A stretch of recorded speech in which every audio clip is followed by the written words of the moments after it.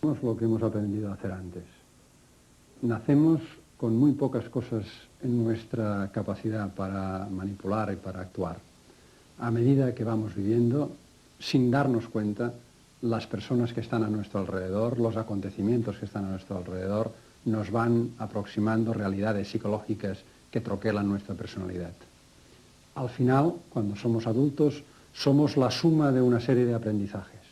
Los mecanismos son sutiles, prácticamente difíciles de detectar, pero sin embargo, al final del proceso, lo que nosotros somos capaces de hacer se produce a través de una serie de estímulos, de refuerzos, de acciones gratificantes y de acciones que nos castigan.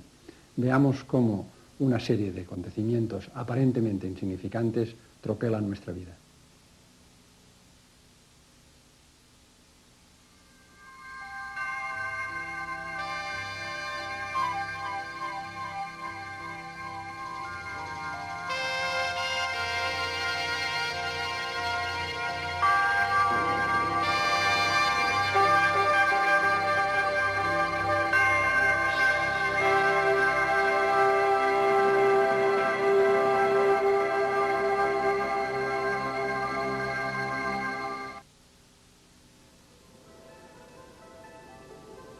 Para cualquier animal, el juego se llama supervivencia. Las reglas son sencillas: encontrar comida y bebida.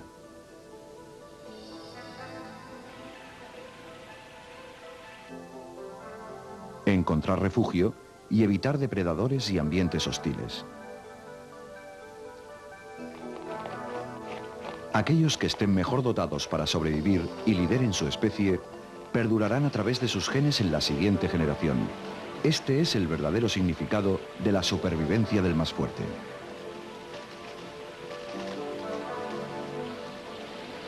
Afortunadamente, la naturaleza nos tiende una mano. Proporciona a los animales un conjunto de habilidades internas heredadas que entran en funcionamiento al nacer o muy poco después. Estas habilidades es lo que llamamos reflejos. Algunos reflejos, como por ejemplo mamar, facilitan los soportes biológicos necesarios para la supervivencia. Otros reflejos consisten en reacciones inherentes, simples y rápidas, frente a los estímulos que plantea una amenaza potencial.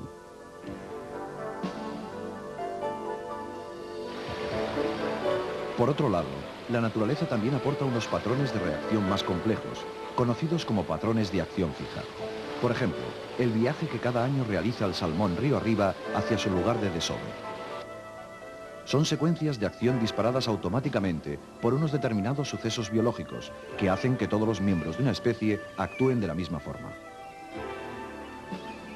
Estos pájaros migrarán hacia el mismo destino en la misma época, año tras año.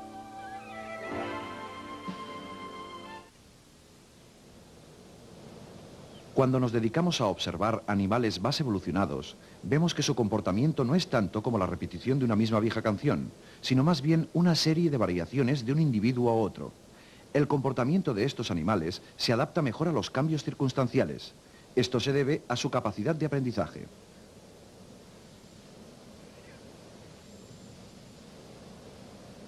El aprendizaje es el procedimiento por el cual las especies se aprovechan de su propia experiencia. Es el mecanismo a través del cual experiencias anteriores guían futuras pautas de comportamiento. Esto es tan aplicable para el hombre como para las demás especies. Para los seres humanos, el aprendizaje abarca un amplio espectro de actividades, como dominar un idioma diferente, estudiar en la escuela, practicar un deporte,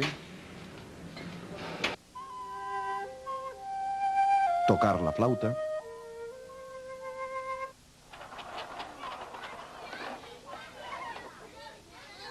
En el proceso de aprendizaje se modifica el comportamiento del individuo. Él o ella adquieren nuevos hábitos y ponen en práctica nuevas ideas.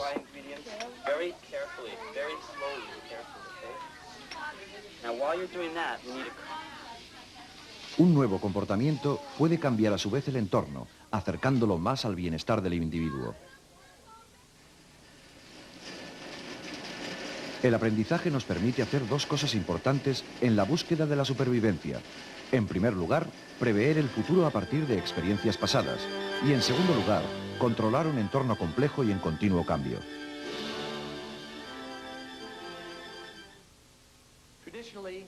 Tradicionalmente, el aprendizaje se ha estudiado en laboratorios como este, utilizando animales, en parte porque es más fácil realizar experimentos controlados con animales que con personas. Y también porque los animales, en algunos aspectos básicos, se comportan como lo haría un ser humano.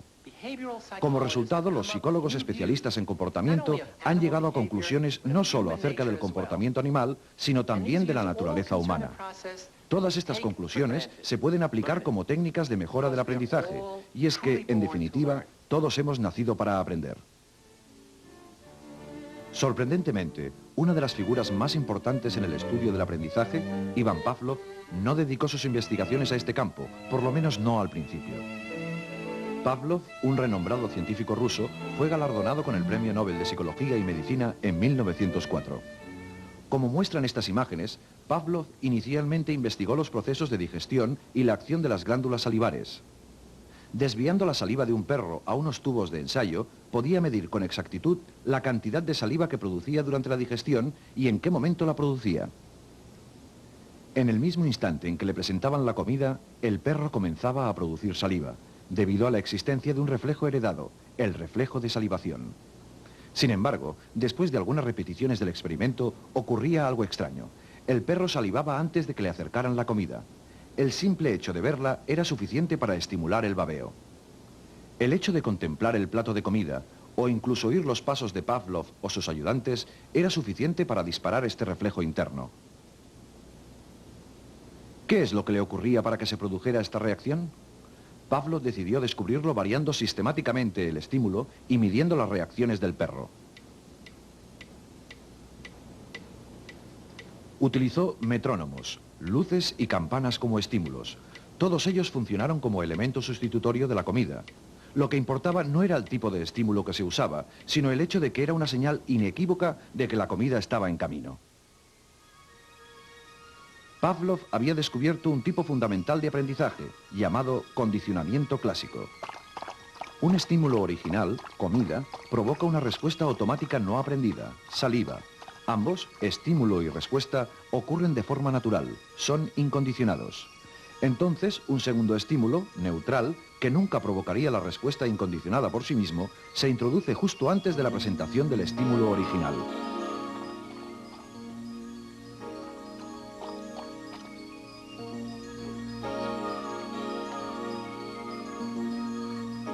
Si el estímulo neutral o de señal se presenta solo y se produce una respuesta como si el estímulo original estuviera todavía presente, decimos que ha tenido lugar un condicionamiento.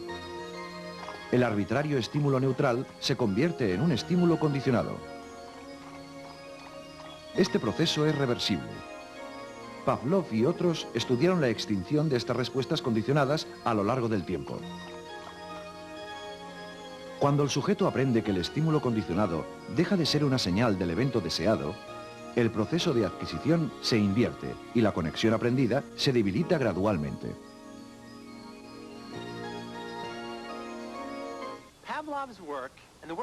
El trabajo de Pavlov y el de aquellos que lo continuaron nos lleva a una extraordinaria conclusión. Cualquier estímulo que un organismo puede percibir es capaz de provocar cualquier reacción que el organismo sea capaz de realizar. Esto significa que virtualmente cualquier sonido, visión u olor puede influir en la forma en que se tensen o relajen nuestros músculos, en los cambios de humor o incluso en cómo se forman nuestras actitudes. Veamos un ejemplo. Si yo digo relájese y a la vez hago esto, le produciré un sobresalto. Después de 5 o 6 veces de aparejar el relájese y el disparo de pistola, simplemente diciendo la palabra relájese, generamos una respuesta negativa antes que la normal reacción aprendida. El condicionamiento clásico puede ser tan potente, de hecho, que puede incluso provocarnos una enfermedad, suprimiendo, por ejemplo, el sistema inmunológico del cuerpo. El sistema inmunológico es una compleja red de órganos especializados y células que protegen al cuerpo de las enfermedades. Liberan anticuerpos cuya misión es destruir bacterias, virus y otros invasores. Cuando el sistema inmunológico se condiciona para que no trabaje, los resultados pueden ser devastadores. En la Escuela de Medicina de la Universidad de Rochester, el investigador Robert Adler y su colega Nicholas Cohen condicionaron a un grupo de ratones para que aborrecieran algo que normalmente les gusta mucho: el sabor del agua con gusto a sacarina.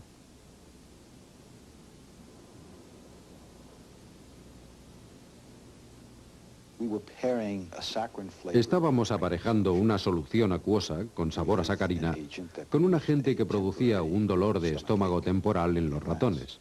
Esta era una droga llamada ciclofosfamida. Y tal como esperábamos, encontramos que cuanta más sacarina consumían, más fuerte era la aversión al sabor de la sacarina cuando estaba aparejada con esta droga que los enfermaba. Estuvimos un mes dando a estos animales repetidas dosis de sacarina en lugar de su agua habitual, y algunos de los animales murieron. Era un experimento en el que los animales no deberían haber muerto. No había ninguna razón para ello. Cuando en un experimento sucede algo no previsto, resulta molesto y buscas la razón de por qué ha sucedido. Descubrimos que la droga que utilizábamos para inducir esta aversión al sabor es una potente droga inmunosupresiva. Suprime la respuesta inmunológica. Al mismo tiempo que estábamos condicionando la respuesta conductual de rechazo de la sacarina, también estábamos condicionando los efectos de la droga, es decir, una respuesta inmunosupresiva. Cada vez que el animal recibía una dosis de sacarina sin ciclofosfamida, se producía una respuesta de aversión y además una supresión del sistema inmunológico. Es decir, incluso el sistema inmunológico puede estar influenciado por el condicionamiento. Podemos aprender a ponernos enfermos e incluso a morir. El condicionamiento clásico no es el único tipo de condicionamiento. Al mismo tiempo que Pavlov había mostrado la importancia de la relación de aprendizaje entre dos situaciones de estímulos, un psicólogo norteamericano, Edward Thorndike, a principios de siglo, fue el pionero en el estudio de otro tipo de aprendizaje. Thorndike estaba interesado en cómo los individuos aprendían a solucionar los complejos puzzles que inventaba el mundo. ¿Cómo nosotros y otros animales aprendemos los hábitos y las nuevas habilidades que nos permiten encontrar nuestro camino a través de los laberintos de la vida?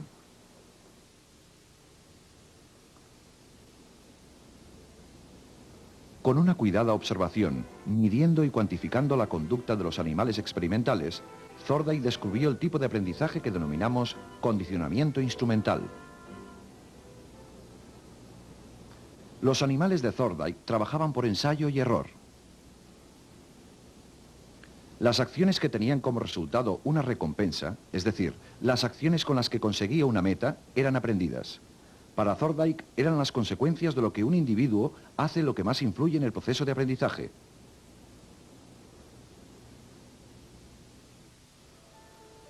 La ley del efecto de Thorndike postula que el aprendizaje está controlado por sus consecuencias. Aquellos comportamientos seguidos de buenas consecuencias se seleccionan y se repiten, mientras que los que conducen a malas consecuencias o a ninguna consecuencia no se repiten. Otro psicólogo norteamericano muy influenciado por Pavlov fue John B. Watson. Watson creía que en psicología lo único viable de estudio científico eran las conductas aprendidas observables. Atacó las doctrinas sobre rasgos heredados e instintos como causa de un comportamiento. En su lugar, habló del poder ilimitado del condicionamiento y del control del entorno para modelar el comportamiento tanto de animales como de seres humanos. Para estudiar el poder del condicionamiento, Watson utilizó bebés como sujetos de estudio, tal como vemos en estas imágenes de 1920. Watson demostró que se podía aprender emociones fuertes en una situación por condicionamiento y después generalizarlas o transferirlas a otras situaciones similares sin tener que repetir el condicionamiento original.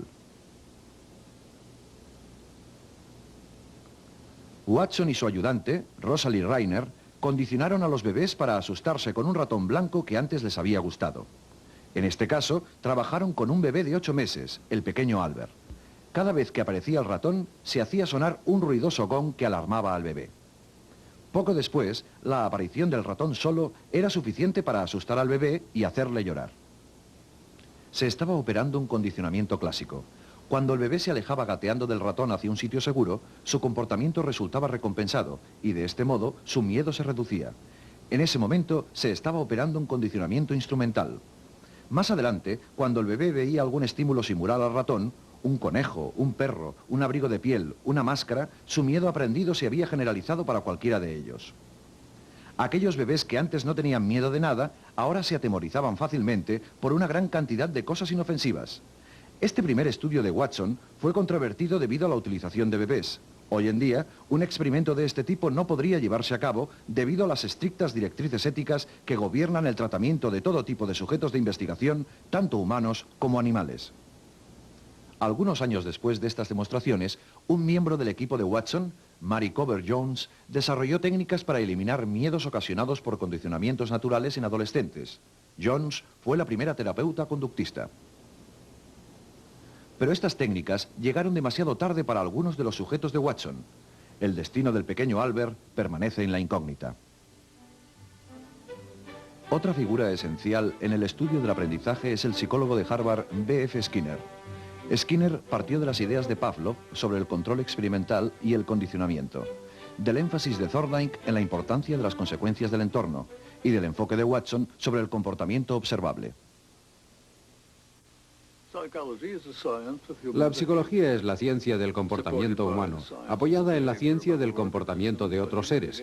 Sin embargo, el comportamiento humano se distingue debido a un cambio particular en su evolución que permitió el nacimiento de los lenguajes como una cultura especial. Y desde luego incluimos en el estudio del comportamiento lo que la gente dice sobre sus procesos mentales, sus intenciones, etc.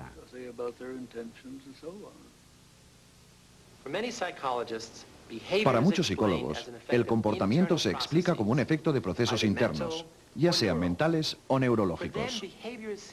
Entienden el comportamiento como la manifestación externa de lo que está ocurriendo en el interior. Sin embargo, Skinner no está de acuerdo. Sus investigaciones definen el comportamiento en términos de su relación con las variables del entorno que le preceden y que le siguen. Este postulado puede definirse como el ABC de la psicología: A de antecedente, B de behavior, comportamiento en inglés, y C de consecuencias. El comportamiento es algo que ocurre, en primer lugar, porque es parte del fundamento genético del individuo, o bien porque ha sido reforzado por otras vías. Cuando ocurre en estas situaciones y va seguido de una consecuencia, es más probable que ocurra de nuevo. Pero si además, en ese momento, está presente un estímulo, entonces ese estímulo es el que controla las probabilidades. El comportamiento ocurre en situaciones similares a aquellas en las que ha sido reforzado. En definitiva, los tres términos son muy importantes. Si queremos que un organismo haga algo, hemos de crear una vez más el tipo de situación en la que el comportamiento ha sido reforzado. A principios de los 40, Skinner comenzó a experimentar sobre una respuesta sencilla de un animal simple: una paloma picoteando un disco al que le seguía un reforzador, una bolita de comida o algo de agua. Un reforzador es algo que incrementa la frecuencia de respuestas. La paloma se desenvolvía en un espacio sencillo, con un entorno muy controlado, al que ahora denominamos la caja de Skinner. Esta paloma hambrienta se mueve más o menos al azar. Algunas veces gira su cabeza hacia la izquierda. Cuando lo hace, reforzamos ese movimiento, permitiéndole el acceso a un plato de grano.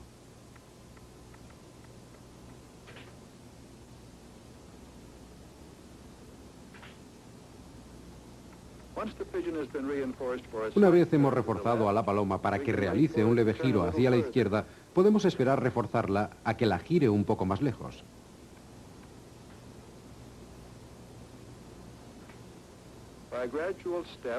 En diferentes etapas progresivas podemos llegar a un punto en el que la paloma dé un giro completo. La paloma ha aprendido a dar esta respuesta porque ha sido reforzada en etapas sucesivas hacia el patrón final.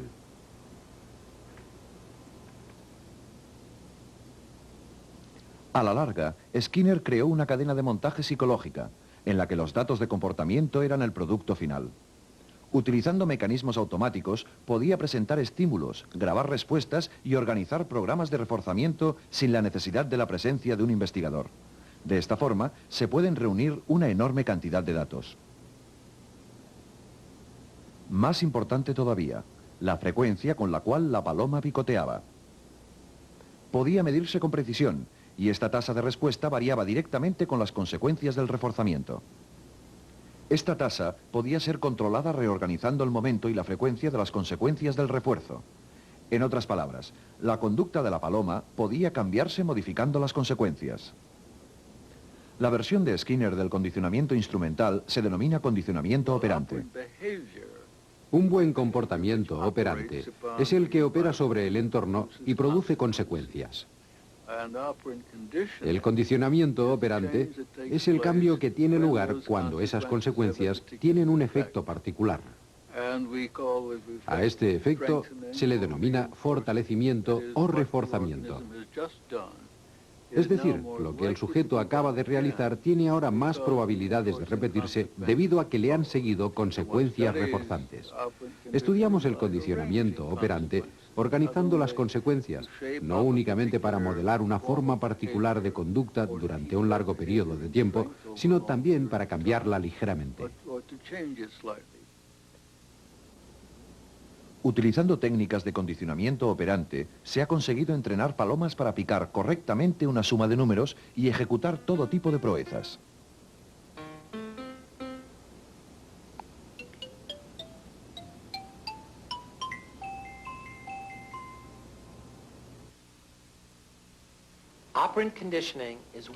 El condicionamiento operante es un aspecto importante del comportamiento aprendido, pero desde el punto de vista de Skinner, de la psicología, todo comportamiento aprendido puede reducirse a las relaciones entre el comportamiento, sus antecedentes y sus consecuencias.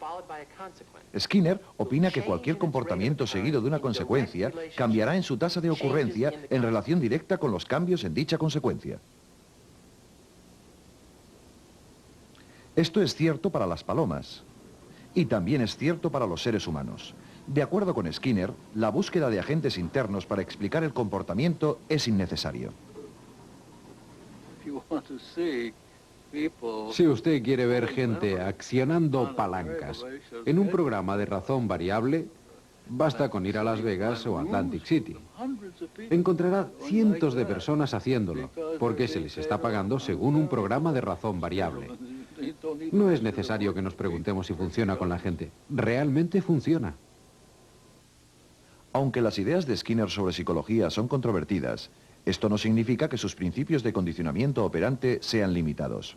Nada más lejos de ello. De hecho, su aplicación se ha extendido más allá de los laboratorios de investigación donde fueron descubiertos. Hay muchas aplicaciones prácticas de la teoría del aprendizaje en la vida cotidiana, en los colegios y en los negocios.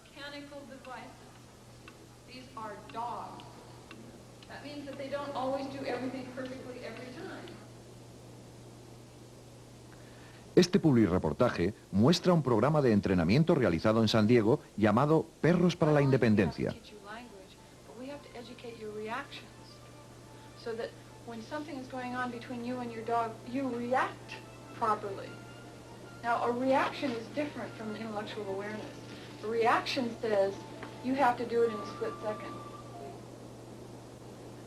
Utilizando los principios del comportamiento, estos perros han aprendido a ayudar en el cuidado de personas discapacitadas.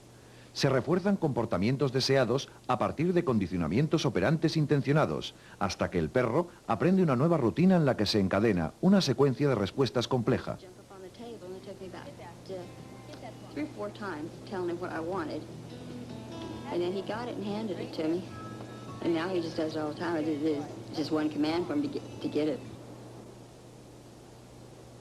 Los perros aprenden a recuperar objetos, a tirar de una silla de ruedas e incluso a utilizar un ascensor.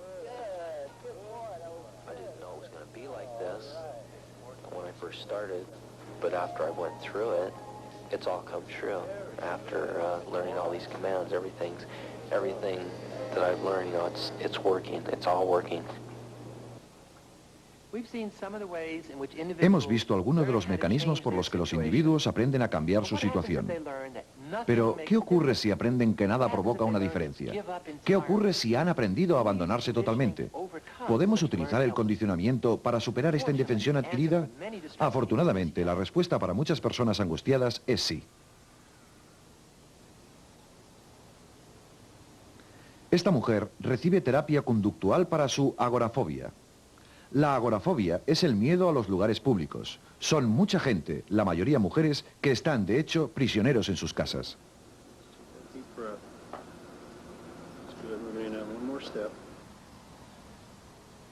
La característica de esta terapia conductista es su enfoque pragmático destinado a cambiar directamente el problema conductual, los síntomas del individuo. No se intentan encontrar las causas de este comportamiento, únicamente se trata de identificar y modificar las fuentes del reforzamiento que mantienen al individuo en la dirección equivocada. El problema se trata aprendiendo a hacer frente a la emoción de temor, organizando nuevas consecuencias positivas para el comportamiento deseado.